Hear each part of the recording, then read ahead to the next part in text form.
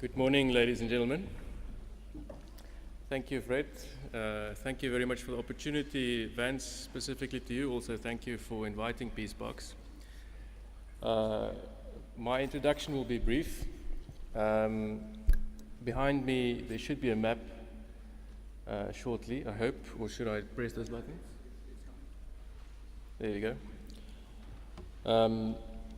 In 1997, three visionary gentlemen, Dr. Anton Rupert, quite a well-known South African businessman, Prince Bernhard of the Netherlands, and Nelson Mandela founded a company, NGO called Peace-Kavango Foundation. This organization was founded recognizing the need for a facilitatory body that could bring countries together to jointly look after and manage shared resources, natural resources.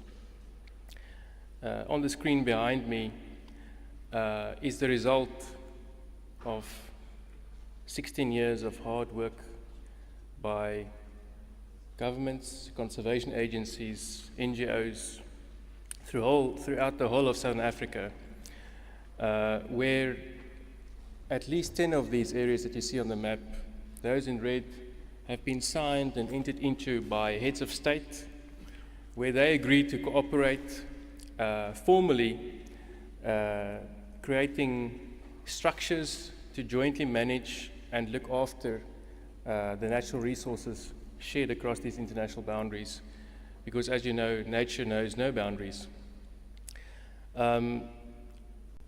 Before I introduce President Chisano, I'd really like to just share three quick facts with you. The first is, if you look at that map, you'll see the extent of this program, this Peace-Kavango program, currently spanning over 1 million square kilometers. So it is really a game changer in the sense of conservation in Southern Africa. But what is interesting is the significant amount of resources that this concept has generated. Specifically, financial resources in this context. And over the past 15 years, just over 300 million euro has been mobilized from international cooperating partners towards this concept. Of that 300 million euros, about 200 million euros was mobilized in the past 5 years. So certainly it's a concept that's growing, and certainly a concept that could be or is worth emulating in other parts of the world. Also importantly is that during this process, 12 million hectares or 120,000 square kilometers of additional conservation estate has been created in Southern Africa. Now, to give you an idea of scale, that's about 6 times the size of Israel. Has been created new conservation estate in Southern Africa. And lastly, not least, is the tremendous political will that this concept has generated. All of the heads of state, honorary patrons of the Peace-Kavango Foundation, and their ministers or the heads of state of themselves has agreed to cooperate in this wonderful concept. This is simply not a political movement on its own. This is definitely effort focused at all levels of cooperation, and we really see the concept blossoming at grassroots levels, because people have also been divided by these international boundaries artificially put in place 100 years ago. After President Chisano, there will be a talk or a video that Ian McCullum will show, and they visited the area, so they will give you a little bit of a first-hand experience of the progress of this concept on the ground. But I think without further ado, it's my great privilege and honor to present to you His Excellency President Joachim Chisano. President Chisano is not only well known for bringing Mozambique into a democracy from a war-torn country, but also been a pioneer of this concept. And when he was the president of Mozambique, he was one of the first heads of state that agreed to sign a treaty with South Africa and Zimbabwe, creating one of the first transfrontier parks in Southern Africa. So with no further ado, it's my pleasure to welcome President Chisano to the stage to share his views, ask him to share his views on the importance of peace and cooperation as a conservation tool and a development platform going forward. Thank you very much.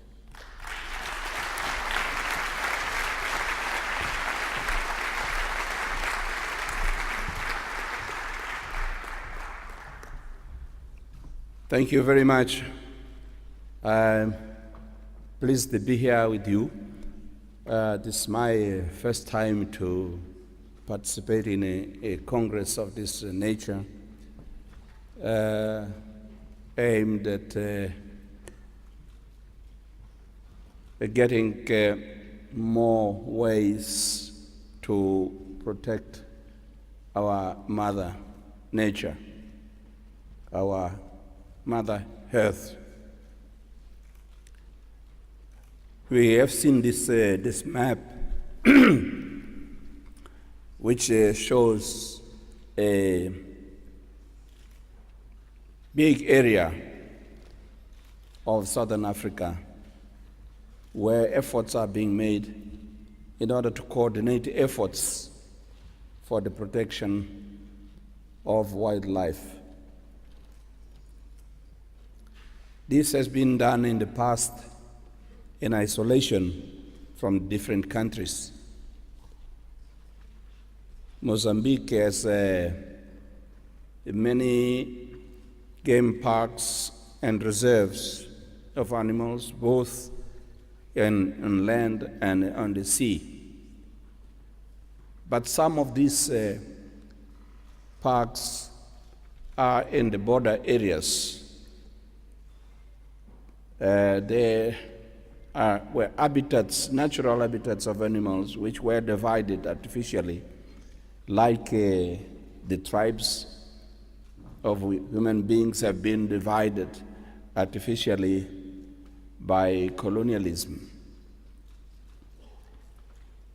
And there was no much cooperation. Instead, there was a lot of competition.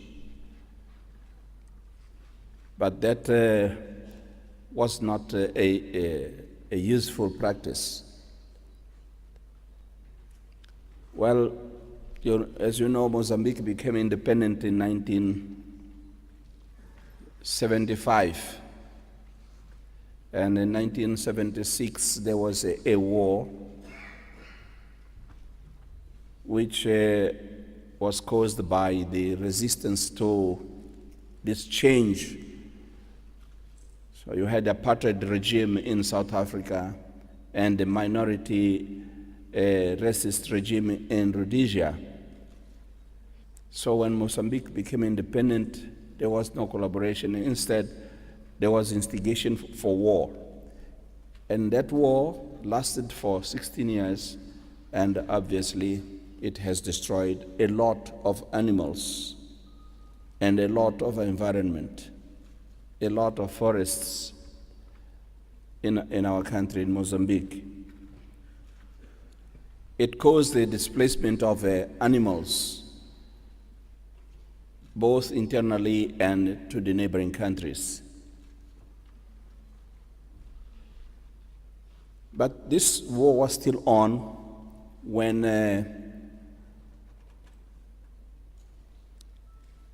Mr. Anton Rupert, that gentleman who was referred to by Werner, came to me in Mozambique, because I assumed the presidency of the country in 1986, but he came to me in 1991 to ask me if I could agree that we join the two parks one in the south of Mozambique bordering with South Africa on our western border with South Africa. And we had to think a lot about the consequences, and therefore we established two groups commission, one group from each country, multidisciplinary, and they started.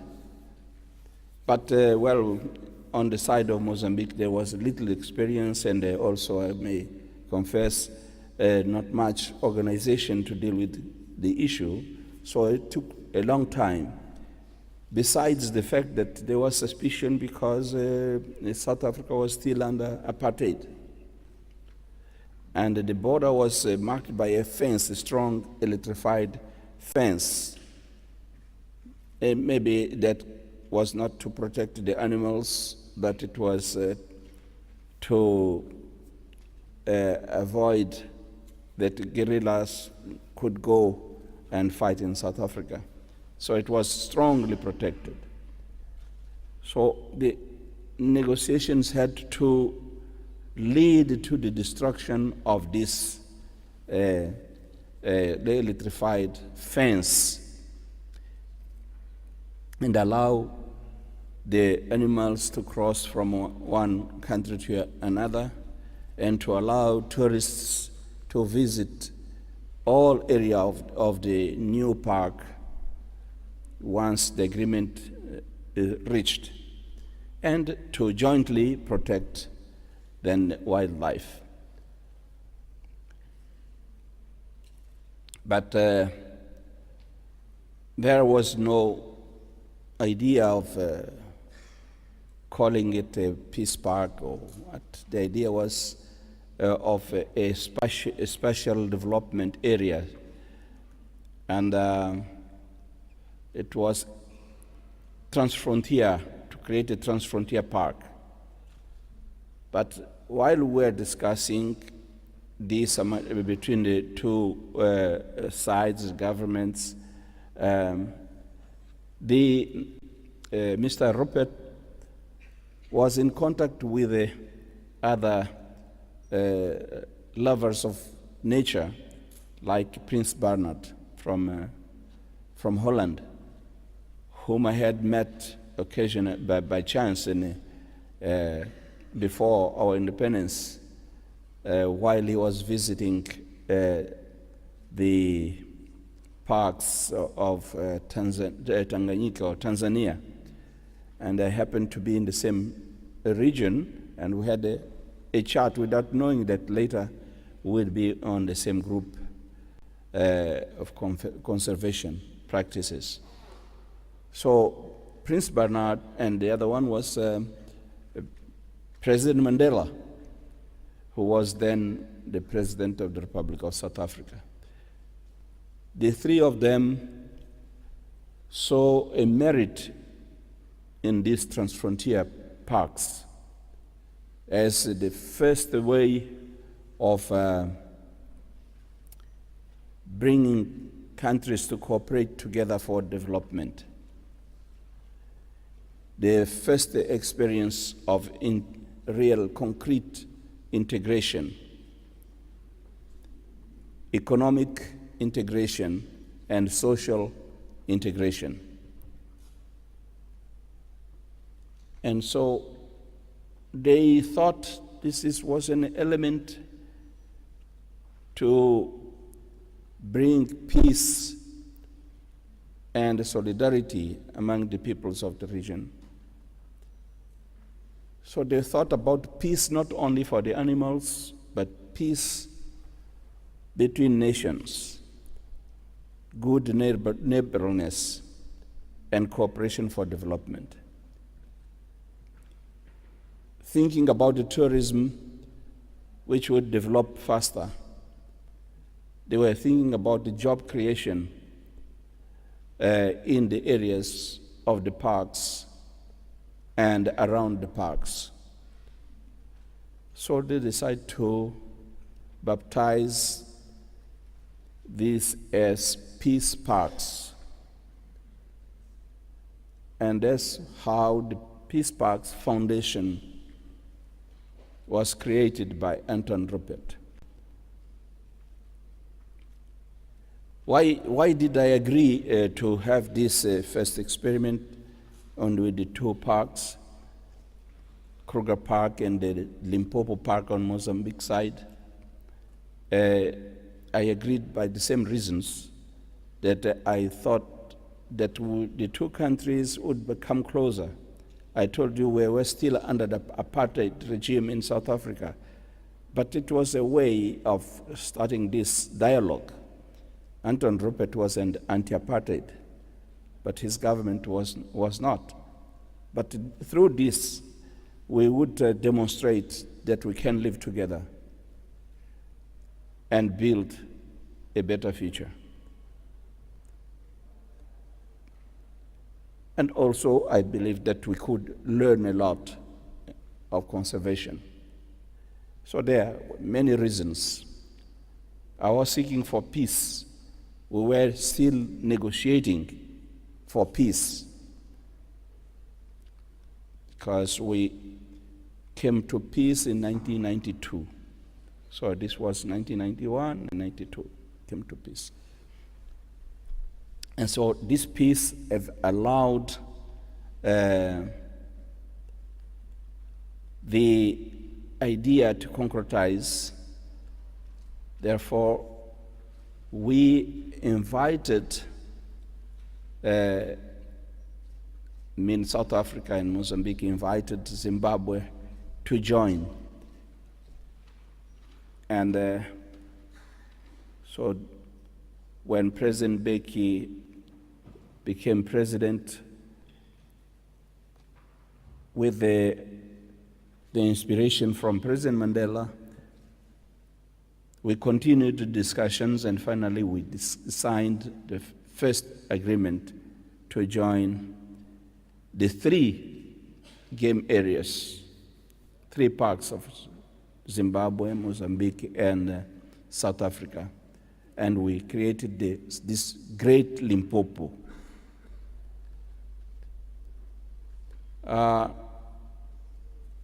But the idea of cooperation between South Africa and Mozambique and Swaziland in the southern part of Mozambique was already there through what was called the Spatial Development Zone in that area, which started also on the time of President Mandela as President of the Republic. But it came to materialize later with the creation of the Maputo Reserve and KwaZulu cooperation, and we created this area of conservation, which has got a very splendid ecosystem. And recently we have added a marine zone where we are striving to protect turtles.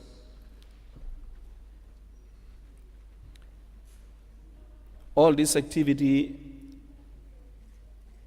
is being successful because we are looking at impact which it has in uplifting the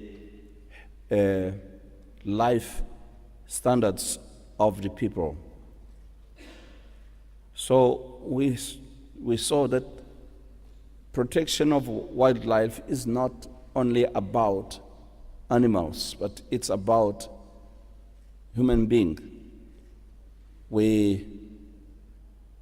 Through this, we want to bring the synergies to see to it that the nature, both forests and animals, are useful for the people.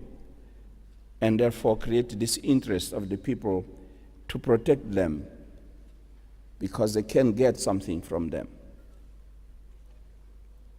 We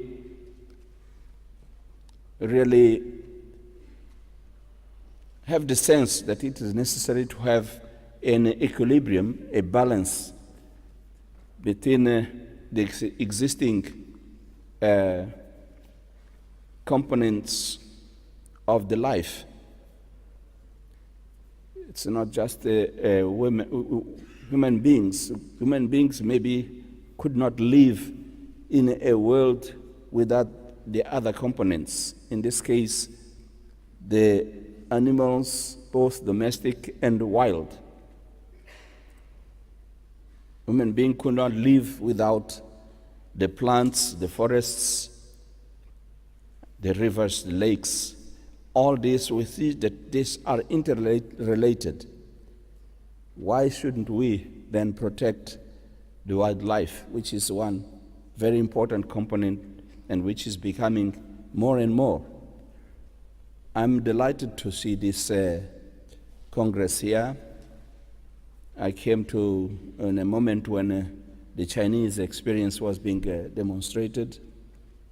It gives me more courage to proceed the work I'm doing together with the Peace-Kavango Foundation,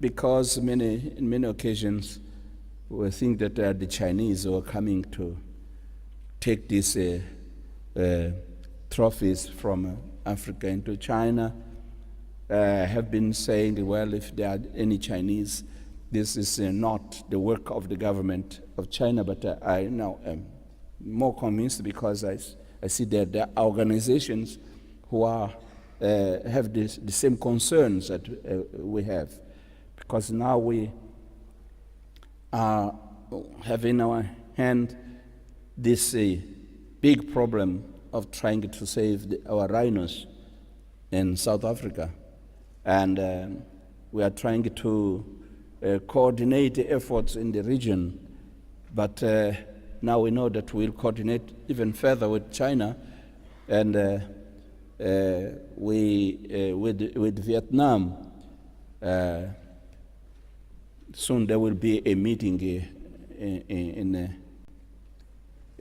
between China, Vietnam, and our countries for that purpose.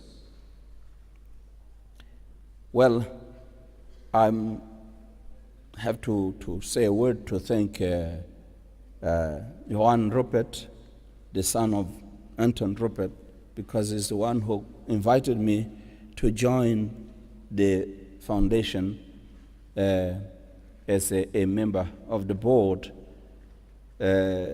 because he recalled all the steps which we went through with his father.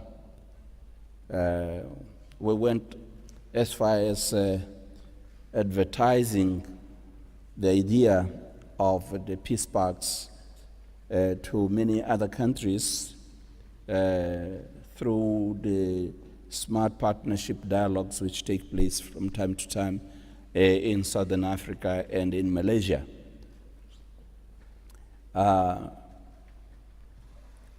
So I'm delighted that I'm involved in a mission which enables me to meet several friends and to know what is being done world over to protect the wildlife and to promote development, a sustainable development in our Mother Earth. We hope to get more resources through this knowledge of each other, and these resources will help to consolidate the work we are doing in order to expand it to other parts of Africa. This concept must succeed in other parts of Africa. And thank you for your collaboration in this endeavor. Thank you.